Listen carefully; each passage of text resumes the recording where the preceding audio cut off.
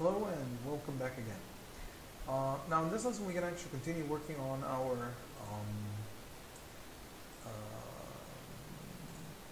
application over here, and we're going to start tracking some other stuff. Before actually I do that, I've been actually playing with the code a little bit from the last one. I have already the working code. I don't know really why it didn't work from the first beginning, but I actually prepared the code right there.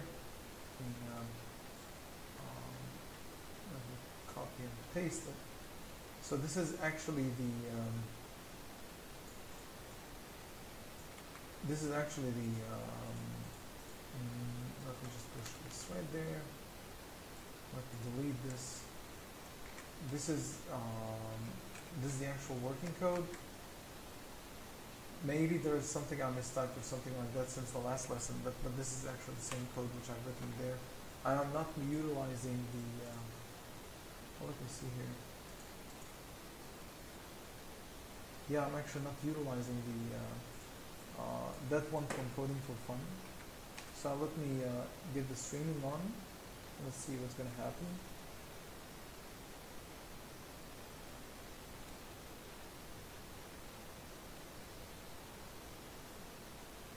Alright, so it's actually working. And I get the special effects and everything. Alright, let me hit the stop button. And let me close that. So I'm going to go ahead and start working on depth tracking, skeletal tracking, and so on and so forth. Now there are many ways of actual ways of doing this. You can actually handle each event on its own, but we have one more event that we can handle everything in one huge function. For example, I will erase this one, or you know what? Let me just hit Control KC just to comment it just in case. Now here I've enabled the color stream. I'm gonna also enable the case sensor depth stream dot range equals to depth range into dot near. So I'm actually in near. And I would like as well to, let me see here. I would like actually to as well enable the seated mode, because I'm actually, while I'm working with you guys right now, I'm actually sitting on the chair. So I would like to enable the seated mode as well. So first of all, I would like to enable, first before I actually enable the range, I will just go ahead and just simply say case sensor dot depth stream dot enable. All right, and right now I've enabled the depth stream. Right now I can monitor the depth, and right now I can have actually case sensor dot all frames ready plus equals tab. So right now I will monitor every kind of frame I get, and I will extract every one of them. And what I'll have here as well is case sensor dot skeleton stream. So I will get a skeleton defined for me out of Kinect. And right now I'm going to simply say case sensor dot skeleton stream dot tracking mode equals to skeleton tracking mode seated.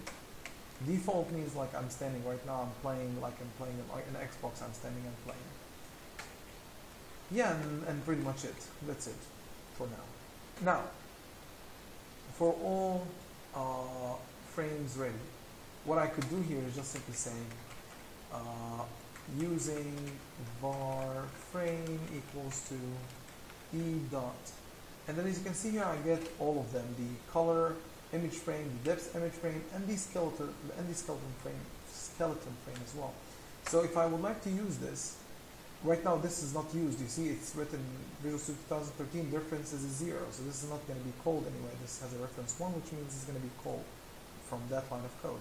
This guy doesn't have any references, so this guy is not going to be called. And I'm going to erase it for you just to be, just to prove the concept. And as I already said, if frame doesn't equal to null, right here I'm just going to, do this. Technically speaking. something like that. Let me just nest it a little bit so it will look nicer. Cannot assign it to the group explicitly. Yeah, right now we are good. Okay, so if I do this, and if I come over here and I just simply Control KC this, so comment this, Control F5, stream.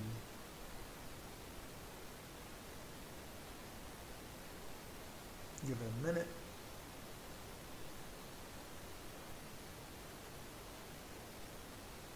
Couple of minutes. Well, let me see here. Maybe. Oh no, it is actually working. Oh, there we go. So as you can see here, my color stream is actually working right now. Okay. Now I will stop that, and I will go ahead inside my frame ready.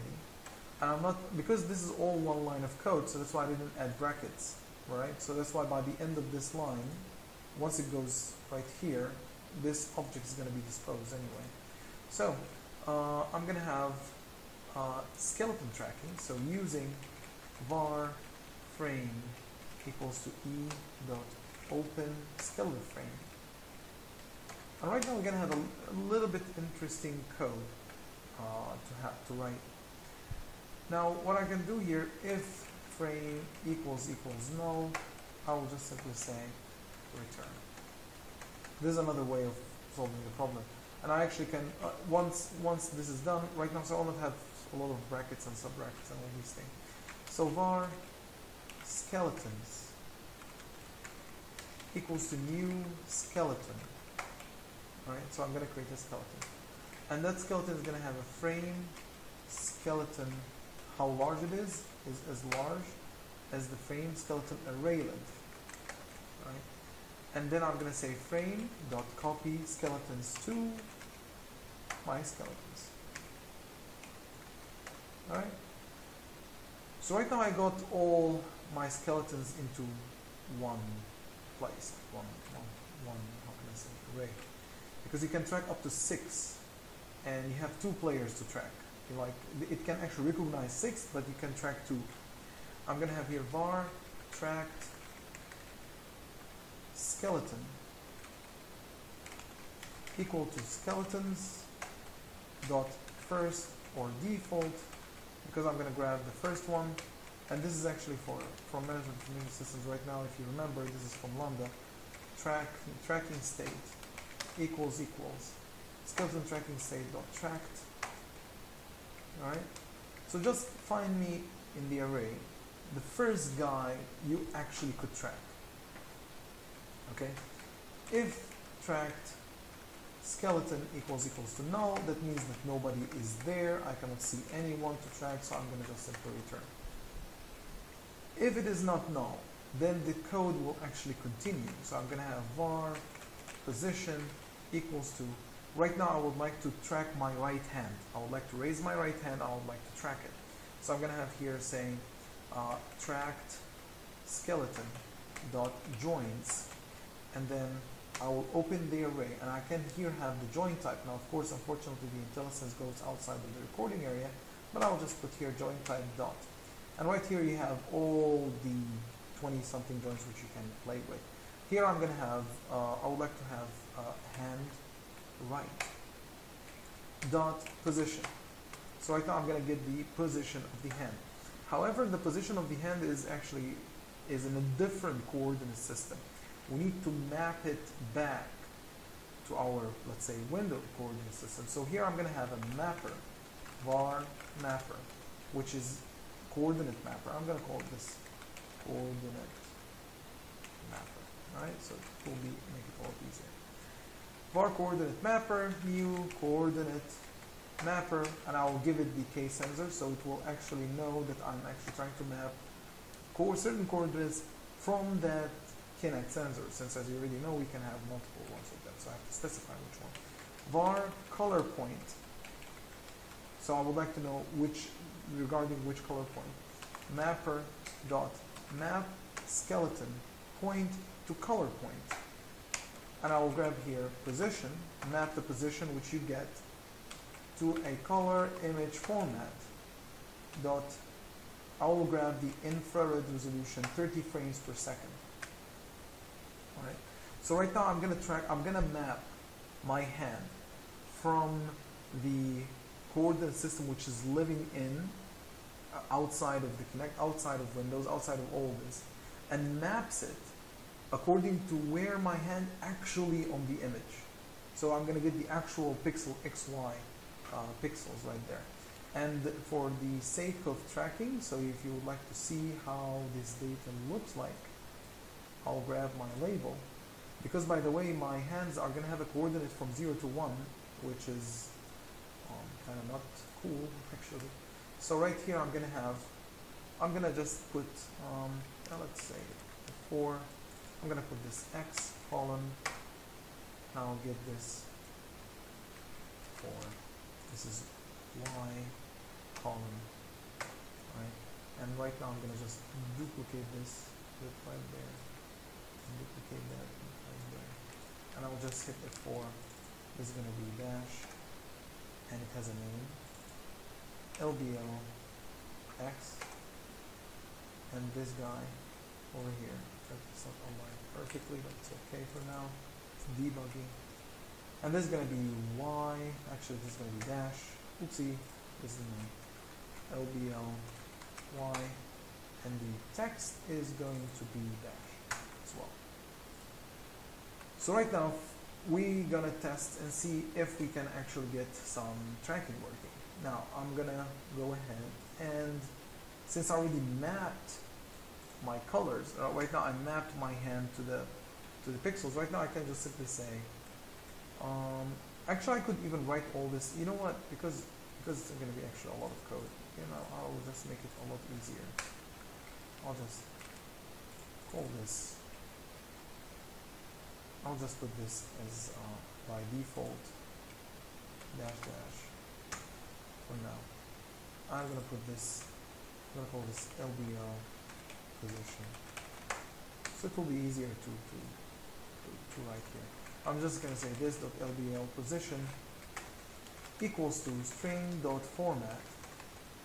And right now, right here, I'm going to pass in 0, actually the first parameter is going to be 0, and here I'm going to have X column, and I'm going to put this hand position X, comma, Y, and column 0, and yeah, pretty much it. Actually, it's not 0, it has to be 1 because this is the second one. 1. Right here, I can start tracking color point.x, color point.y.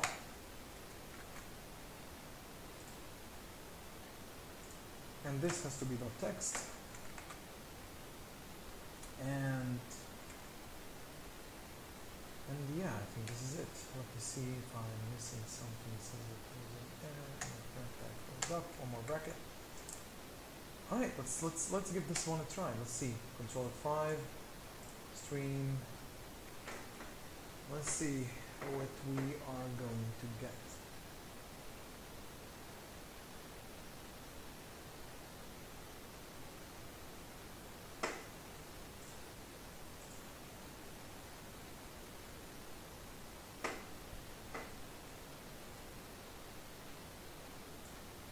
Give it a moment here, and alright.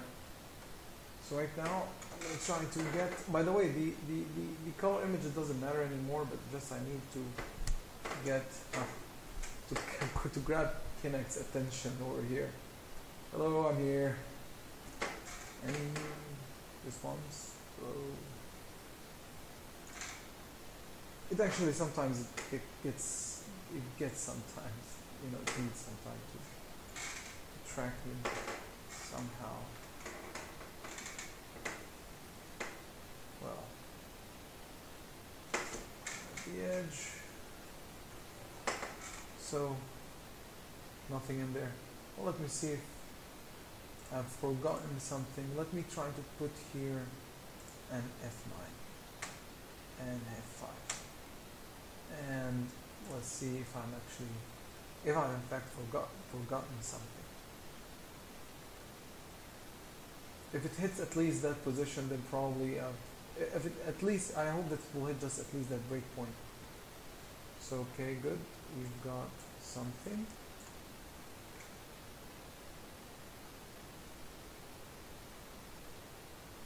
We've got the connection ID, and alright, so let's see.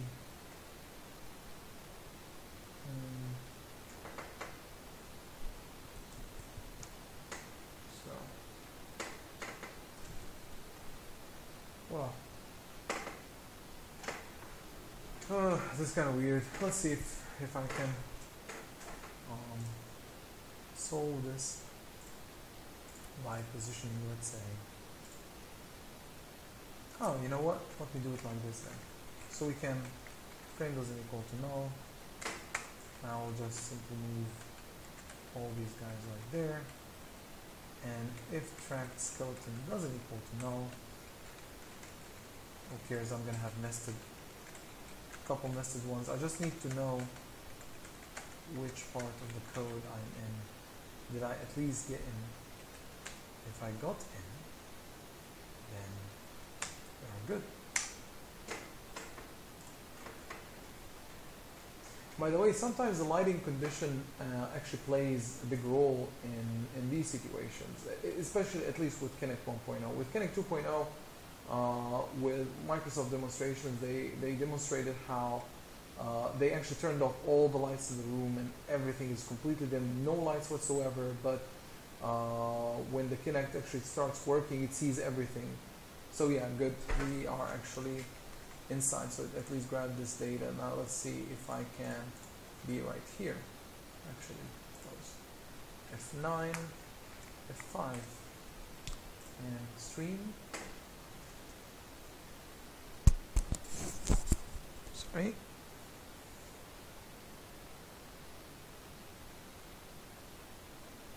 Let's see what's gonna happen.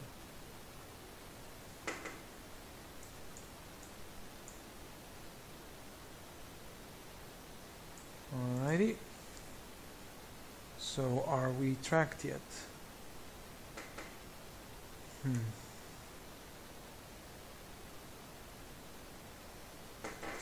Near mode, far.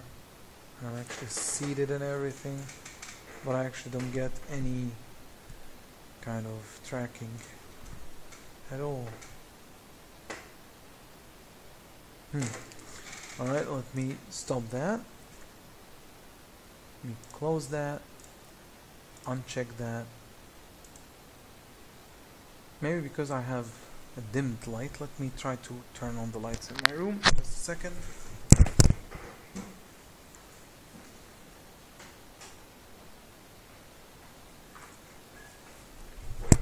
Now let's hope that actually with turning on the lights could in fact, because I have a well illuminated room, but let me add more light. Maybe it actually, maybe this is affecting it for some reason, because the code is actually quite straightforward as far as I can see. There's nothing in there that could hinder it, right? So we have the track skeleton, first or default. Get me the one. Try tracking. Yeah. Alright, let me see. So right now I have a more light, more color, and it doesn't apparently see me for now.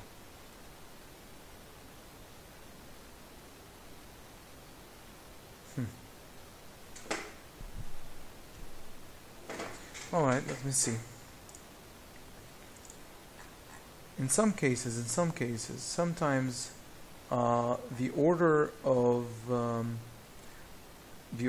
calling sometimes actually affects. I've actually tested it several times. It's sometimes the order of what I've enabled and what I have not. Sometimes really affects how the things are working. So let me see. Enable tracking near. How about this? I'll disable this for now, since anyway I'm actually quite far from the computer. I enable the color stream, I enable the stream. Oh, okay, let me hit Control F5 and let me enable the stream.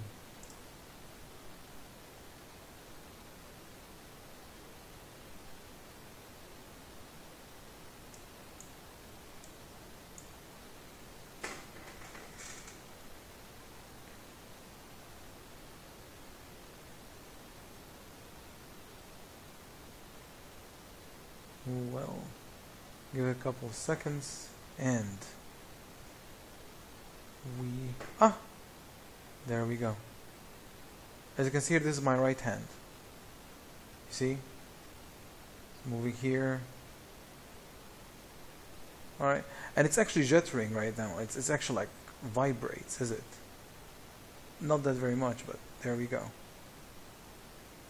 See?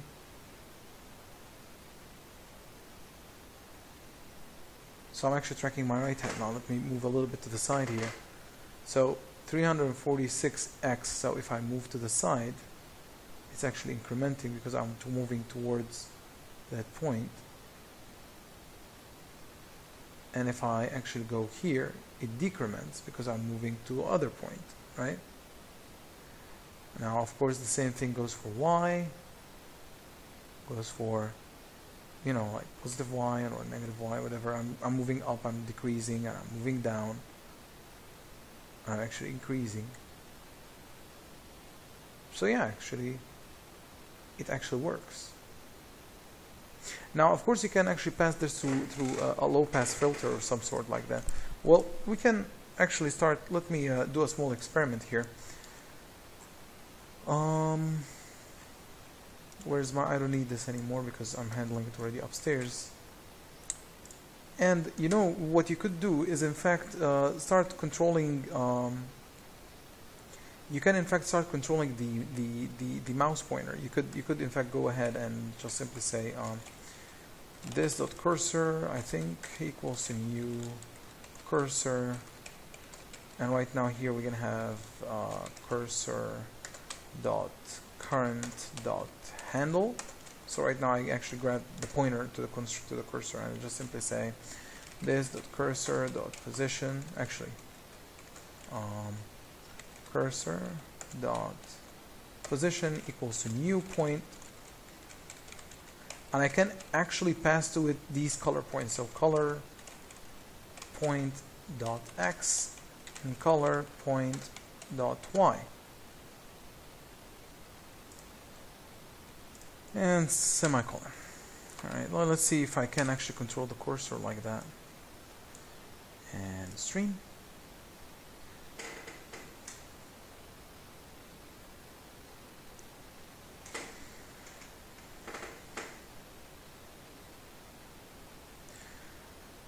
I think I'm gonna maybe pause a little bit until it actually starts, and then once it starts I'm gonna unpause. So there we go, we got something, and let me see if I can have any of this. So apparently I cannot control my cursor now. Somehow it doesn't want to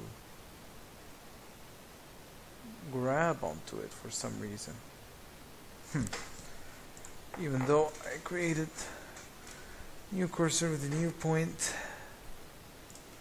Let's see, this dot. So it actually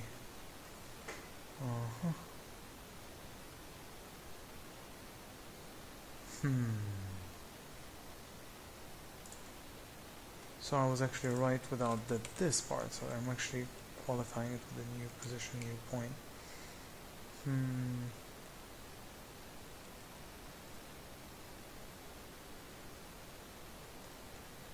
Let's see, can I position the, if I get noticed, can I position this at 50?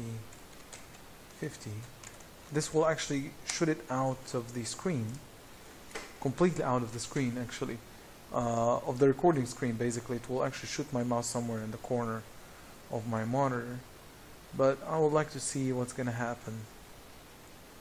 Maybe it actually will not shoot it out completely, but it will shoot it out at least at the status part right there. least, but we'll see. Alright, okay. I moved the mouse with my hand. But anyway, it should actually keep setting it there. But anyway, apparently I'm just, maybe even the recorder which I'm having, maybe it's also hindering that part.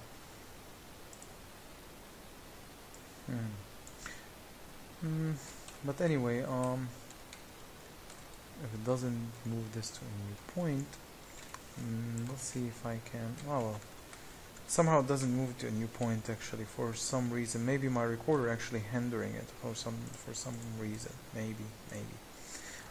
Because actually I've already actually played with this stuff with the same code. Current handle.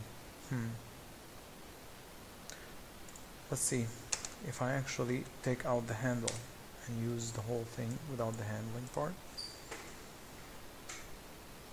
If it works without the handle, then great. But this is gonna be kind of weird.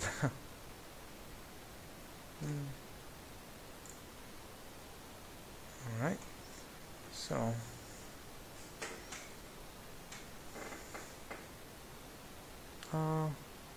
actually my mouse snapped right now to the 50-50 and I cannot move it outside of the 50-50, and the problem is, there we go, stop. Oh man, I will actually go ahead and stop. Alright, so I stopped the streaming, and let me see if I can have this color point X, color point Y, even though I thought that this, well, anyway, Control F5. Let's see if I can get this working now.